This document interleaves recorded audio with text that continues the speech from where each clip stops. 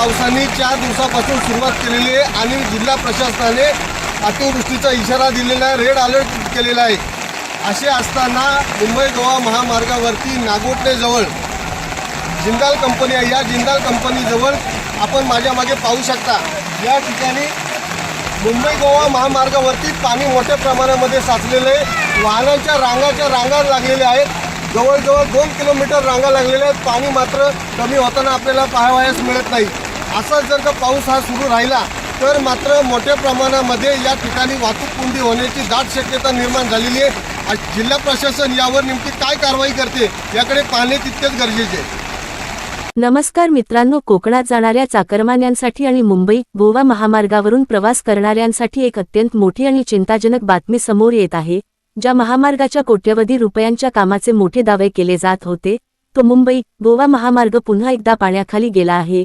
नागोठणे हद्दीतील जिंदाल कंपनीजवळ थेट महामार्गावरून पाणी वाहत असून रस्त्याला जणू नदीचे स्वरूप आले आहे। यामुळे महामार्गावर वाहनांच्या लांबच लांब रांगा लागल्या आहेत। संपूर्ण परिस्थिती काय आहे हेच आपण आजच्या व्हिडिओमध्ये पाहणार आहोत।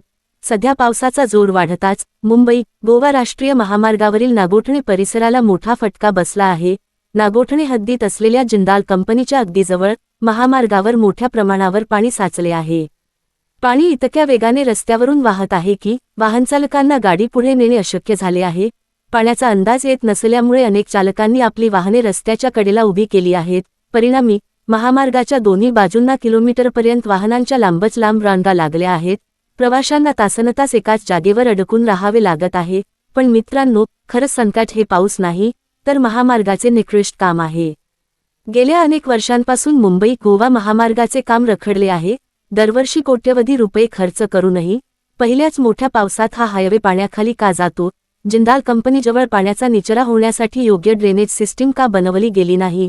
महामार्गाचे काम करणाऱ्या कंत्राटदारांनी आणि प्रशासनाने मान्सूनपूर्व तयारी नेमकी काय केली? हा थेट जनतेच्या पैशांचा अपव्यय आणि प्रवाशांच्या जीवाशी खेळ नाही का? असे अनेक प्रश्न आता नागरिक आणि प्रवासी उपस्थित करत आहेत। या वाहतूक कोंडीमुळे मुंबई किंवा गोव्याच्या दिशेने जाणाऱ्या रुग्णवाहिका, लहान मुले आणि वृद्ध प्रवाशांचे प्रचंड हाल होत आहेत। जर तुम्ही सुद्धा आज किंवा पुढील काही दिवसांत मुंबई गोवा महामार्गावरून प्रवास करणार असाल तर नागोठणे परिसरातील परिस्थितीचा अंदाज घेऊनच घराबाहेर पडा। शक्य असल्यास पर्यायी मार्गाचा वापर करा। मित्रांनो, मुंबई गोवा महामार्गाच्या या दुरवस्थेला नेमकं जबाबदार कोण आहे असं तुम्हाला वाटतं? प्रशासनाचा हलगर्जीपणा की कंत्राटदारांची मनमानी? तुमची मतं आम्हाला खाली कमेंट करून नक्की सांगा। हा व्हिडिओ जास्तीत जास्त शेअर करा जेणेकरून प्रवास करणाऱ्या इतर लोकांना याची माहिती मिळेल। अशाच ताज्या आणि महत्त्वाच्या अपडेट्ससाठी चॅनलला सबस्क्राईब करायला विसरू नका। धन्यवाद।